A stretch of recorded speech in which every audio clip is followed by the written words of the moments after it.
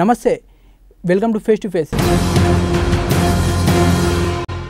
ఇవాళ face to ఫేస్లో పాల్గొనడానికి మనతో పాటు ఉన్నారు టీడీపీ ఎమ్మెల్సీ నన్నపనేని రాజకుమారి గారు.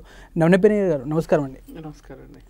మేడం, ఇవాళ మీరు చెప్పండి, రాష్ట్రాన్ని సమైక్యంగా ఉంచేందుకు అనేక రకాలుగా మీ నిరసన వ్యక్తం చేస్తూ వచ్చారు. కానీ ఒక అడుగు ముందుకేస్తే ఆమోస్ లాంటి మండల్లో ఆమోస్ లాంటి వారి కాళ్ళను పట్టుకున్న పరిస్థితి కూడా, అదే పని చంద్రబాబు దగ్గర చేస్తే ఈరోజు రాష్ట్రం సమైక్యంగా ఉండేది అని విపక్షాల ఆరోపణ. ఏం చెప్తారు? చంద్రబాబు గారు నాకన్నా చిన్నవాళ్ళ కాళ్ళు పట్టుకోరు. అయినా చంద్రబాబు గారి కాళ్ళు పట్టుకుని ప్రతిపడాల్సిన అవసరం లేదు. చంద్రబాబు గారు అధిష్టానం కాదు, కాంగ్రెస్ పెద్ద కాదు, సోనియా గాంధీ కాదు, రాష్ట్రంలో ముఖ్యమంత్రి కాదు, ఒక ప్రతిపక్ష నాయకుడు. ఒక ప్రతిపక్ష నాయకుడు అన్నప్పుడు తన పరిమితులు తానుకుంటాయి. కాబట్టి చంద్రబాబు గారు ఇరు ప్రకారం న్యాయం చేయాలని అడిగారు. సమన్యాయం అంటే ఎగతాళి చేసిన వాళ్ళు ఇవాళ గవర్నర్ గారు సమన్యాయం అంటే అందరూ నోరు మూసు కూర్చున్నారు. గవర్నర్ గారు అందరికీ సమన్యాయం చేస్తామని చెప్తా ఉన్నారు. కాబట్టి సమన్యాయం అనేది తప్పు పదార్థం ఏం కాదు.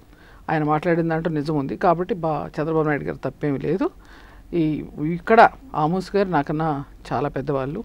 నేనంటే అమ్మ అంటే పిలిచేవారు, తండ్రి లాంటి వారు. కాబట్టి కలిసి ఉందామని చెప్పిన ఆశీర్వదించమని అడిగాను, తప్పేం లేదు. ఈ రోజుకి నమ్మకం ఉందా రాష్ట్రం సమైక్యంగా ఉంటుందని? ఇప్పుడు చూస్తున్నాం కదా, హడావుడిగా మున్సిపల్ ఎన్నికలు, హడావుడిగా శాసనసభ ఎన్నికలు, హడావుడిగా పార్లమెంట్ ఎన్నికలు.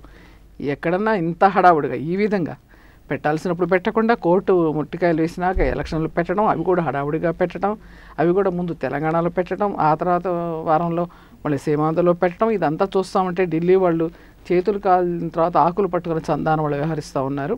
వీళ్ళకి ఆకులు పట్టుకోవడం కూడా చేత కావట్లేదు. ఓ తప్పు మీద తప్పు చేసుకుంటూ వెళ్తున్నారు. ఇవాళంతా కూడా అయోమయం పరిస్థితులు వాళ్ళు ఉన్నారు, ప్రజలను అయోమయంలో పెడుతున్నారు.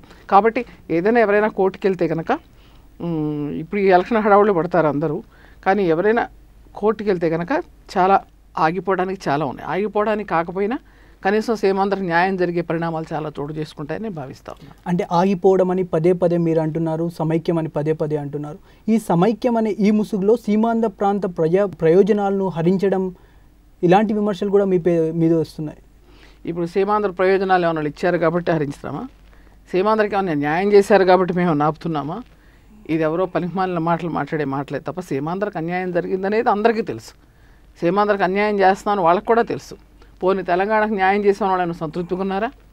ఇవాళ కేసీఆర్ను కాంగ్రెస్ ఇద్దరు కూడా జుట్లు పట్టుకునే పరిస్థితికి వచ్చారు.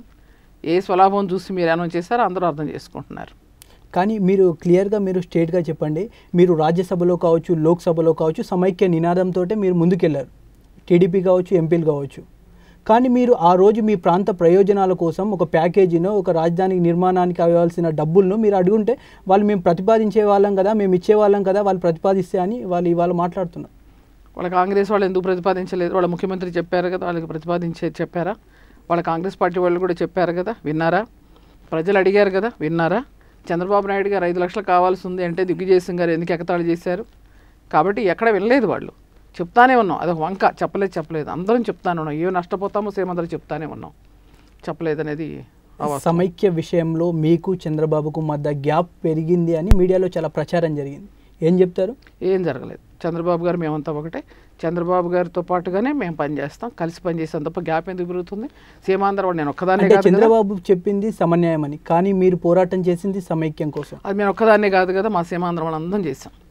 అక్కడ ఏ విధంగా అనేది తెలంగాణ వాళ్ళకి చంద్రబాబు గారు స్వేచ్ఛ ఉందో, చంద్రబాబు గారి దగ్గర ఉన్న తెలంగాణ తెలుగుదేశం వాళ్ళకు మాకు కూడా అంతే స్వేచ్ఛ ఉంటుంది. ఎవరు భావనభావాలు వాళ్ళు చెప్తారు. ఇప్పుడు కాంగ్రెస్లో లేదా? కాంగ్రెస్లో మరి అటు ఇటు కూడా ఉన్నారు కదా. స్వయాన ముఖ్యమంత్రి గారే అలా అన్నప్పుడు, స్వయాన రాష్ట్ర మంత్రులే అంత ఇదిగా అన్నప్పుడు తెలుగుదేశంలో ఉండటానికి ఆశ్చర్యమే ఉంది. అయితే గతంలో కూడా చంద్రబాబుతో మీకు గ్యాప్ ఉందని చాలా సందర్భాల్లో, ఒక సందర్భంలో మీరే చెప్పారు, చంద్రబాబు పక్కన ఉన్న కొంతమంది కోట్రి నాయకులు తన్ను తప్పుదో పట్టిస్తున్నారని. కొన్ని విషయాల్లో చంద్రబాబు గారిది ఏం తప్పు లేదు. కొన్ని విషయాల్లో ఈ విధంగా వాళ్ళు సలహాలు ఇస్తూ ఉంటారు. తప్పనిసరి పరిస్థితులు ఒత్తిడి ఆయన మీద ఉంది. మేము కూడా ఒత్తిడి తీసుకొచ్చాం కాబట్టి అటు ఇటు కూడా ఎవరి మనోభావాలు వాళ్ళు చెప్తా ఉన్నాం. అలాగే కాంగ్రెస్లో కూడా ఉన్నారని చెప్పాను అంతే. అయితే మాట మార్చేదాన్ని కాదు. చాలా సందర్భాల్లో చాలా సంవత్సరాల నుంచి కూడా పార్టీలో ఒక ఫైర్ బ్రాండ్ లీడర్గా ఉన్నారు. మీరు చాలా రోజుల నుంచి రాజ్యసభను ఆశిస్తున్నారు. ఇంతవరకు మీకు రాజ్యసభ సీటు ఎందుకు లభించలేదు టీడీపీలో? అంటే రాజ్యసభ చాలామంది అడుగుతారు, అట్లాగే కాంగ్రెస్లో కూడా అడుగుతారు. అందరికీ రాదు. ఎవరెవరో జయరాం రమేష్ ఆయనకి ఎక్కడి నుంచో తీసుకొచ్చి ఇక్కడ ఇచ్చారు.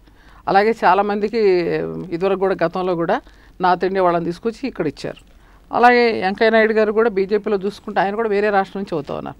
అట్లాగే సొంత రాష్ట్రం వాళ్ళకి రాకపోవచ్చు, ఎక్కడ వాళ్ళకి ఇవ్వచ్చు. అట్లాగే అప్పటికప్పుడు వచ్చిన వాళ్ళకి ఇవ్వచ్చు, ఎప్పటి నుంచో పనిచేసే వాళ్ళకి ఇవ్వకపోవచ్చు. కొన్ని పార్టీలు అలా చేస్తుంటే రాకపోవడం నా దురదృష్టం, దాన్ని నేనేం చేయగలను.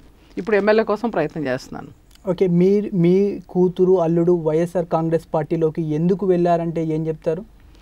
అన్ని పార్టీల్లో వాళ్ళు ఎందుకు వెళ్తున్నారు అట్లాగే వెళ్తారు. ఎవరిష్టం వాళ్ళది కదా. స్వేచ్ఛ కలిగిన స్వతంత్రం కలిగిన దేశం మనది. స్వేచ్ఛా స్వాతంత్రాలు పుష్కలంగా ఉన్నటువంటి ప్రజాస్వామ్యం మనది. కాబట్టి ఎవరికైనా ఎక్కడికైనా వెళ్ళే హక్కు ఉంది, ఎవరైనా పార్టీలు పెట్టుకునే హక్కు ఉంది. ఇవాళ కాంగ్రెస్ పార్టీలోని ముఖ్యమంత్రిగా చేసిన ముఖ్యమంత్రి గారే వేరే వెళ్ళి పార్టీ పెట్టుకుంటున్నప్పుడు, ఇవాళ అనేక మంది మంత్రులంతా కూడా ఆ పార్టీలోకి ఈ పార్టీలోకి చేరుతున్నప్పుడు, తెలుగుదేశంలోకి అనేక మంది నిన్నటిదాకా ఉన్నటువంటి వాళ్ళు, ఎక్కడెక్కడో ఉన్నటువంటి వాళ్ళందరూ కూడా ఇప్పుడు మళ్ళీ తిరిగి తెలుగుదేశంలోకి వస్తున్నప్పుడు, కాంగ్రెస్ నుంచి తెలుగుదేశంలోకి వస్తున్నారు, టీఆర్ఎస్లో కాంగ్రెస్ నుంచి తెలుగుదేశం నుంచి వెళ్తారు.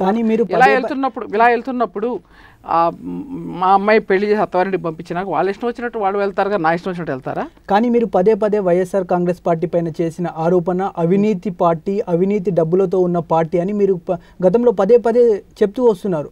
అలాంటి పార్టీలోకి మిమ్మల్ని సంప్రదించకుండా మీ కూతురు మీ అల్లుడు వెళ్ళారా? సంప్రదించాల్సిన అవసరం కూడా లేదు. సంప్రదించే ఉంటారు, సంప్రదించాల్సిన అవసరం లేదు. దాన్ని విమర్శించే మాత్రాన ఒకటి కాదు. వాళ్ళు మరి కాంగ్రెస్ పార్టీలో ఉండి విమర్శించిన వాళ్ళంతా తెలుగుదేశంలోకి రావడం లేదా? తెలుగుదేశం పార్టీ వదిలిపెట్టి వెళ్ళిన వాళ్ళంతా మళ్ళీ తిరిగి రావడం లేదా? అలాగే కాంగ్రెస్ పార్టీలో ముఖ్యమంత్రిగా ఉన్నటువంటి వాళ్ళు, మంత్రులుగా ఉన్నటువంటి వాళ్ళు ఇతర పార్టీని తిట్టి మళ్ళీ అందరూ కూడా వేరే పార్టీలు ఇంకా చూస్తున్నారు, వేరే పార్టీలోకి వెళ్ళడం లేదా? దానికి అది పాత చింతకాయ పచ్చడి మళ్ళీ మీరు అడగక్కర్లేదు. అంటే సంప్రదిస్తే చివరిగా సంప్రదిస్తే ఏం చెప్పారు మీరు? ఎవరినాడు మీ కూతురికి అల్లుడు? రాజకీయాల్లోకి నేను వచ్చి చాలా ఇబ్బందులు పడ్డాం. మళ్ళీ ఎందుకమ్మా శుభ్రంగా మెడిసిన్ చదువుకుని అంటే అమ్మాయికి, అంటే మా అమ్మాయికి రాజకీయాలంటే ఇష్టం లేదు, కానీ అల్లుడు గారికి వాళ్ళకి ఇష్టం ఉంది కాబట్టి, అల్లుడు గారి కన్నా తనకు సీట్ వచ్చే అవకాశం ఎక్కువ ఉంది కనుక ఆ ప్రాంతాన్ని బట్టి దాన్ని బట్టి మహిళ కాబట్టి తనకు వచ్చే అవకాశాన్ని నేనెందుకు పోగొట్టుకోవాలి, కాబట్టి తను వారి ఇష్టం వాళ్ళది. ఓకే, 2014 సార్వత్రిక ఎన్నికల్లో టీడీపీ భవిష్యత్తు ఎలా ఉండబోతుందంటే ఏం చెప్తారు? టీడీపీ బ్రహ్మాండంగా ఉంటుంది. టీడీపీకి అవకాశం ఉంది బాగా. ఎందుకనంటే ఏదైనా ఈ రాష్ట్రాన్ని బాగు చేయగల శక్తి సామర్థ్యాలు చంద్రబాబు గారికి ఉన్నాయనే సంగతి అందరూ నమ్ముతున్నారు కనుక అందరూ చంద్రబాబు గారి వైపు చూస్తున్నారు. అంటే ఒకేసారి ఈ మున్సిపల్ కావచ్చు, లోక్సభ కావచ్చు, శాసనసభ కావచ్చు, 3 ఎన్నికలను ఎట్ ఏ టైం ఎదుర్కోవడానికి టీడీపీ ఈ పరిస్థితుల్లో సిద్ధంగా ఉందా? తెలుగుదేశం ఒకటే కాదు కదా, కాంగ్రెస్ ఎదుర్కోవడం లేదా, టీఆర్ఎస్ ఎదుర్కోవడం లేదా, వైఎస్ఆర్ పార్టీ ఎదుర్కోవడం లేదా, బీజేపీ ఎదుర్కోవడం లేదా, ఉభయ కమ్యూనిస్ట్ పార్టీలు ఎదుర్కోవడం లేదా, లోక్సత్తా ఎదుర్కోవడం లేదా? అన్ని పార్టీలు ఎట్లా ఎదుర్కొంటాయో తెలుగుదేశం, అనుభవం కలిగిన తెలుగుదేశం, డకామెక్కలు తిన తెలుగుదేశం, ఈ రాష్ట్రంలో చక్రం తిప్పిన చంద్రబాబు నాయుడు గారు ఎదుర్కోవడం అదేమన్నా అసాధ్యం కాని పని. డిస్కషన్లో షార్ట్ బ్రేక్ తర్వాత నన్నపనేనితో ఫేస్ టు ఫేస్ కొనసాగుతుంది.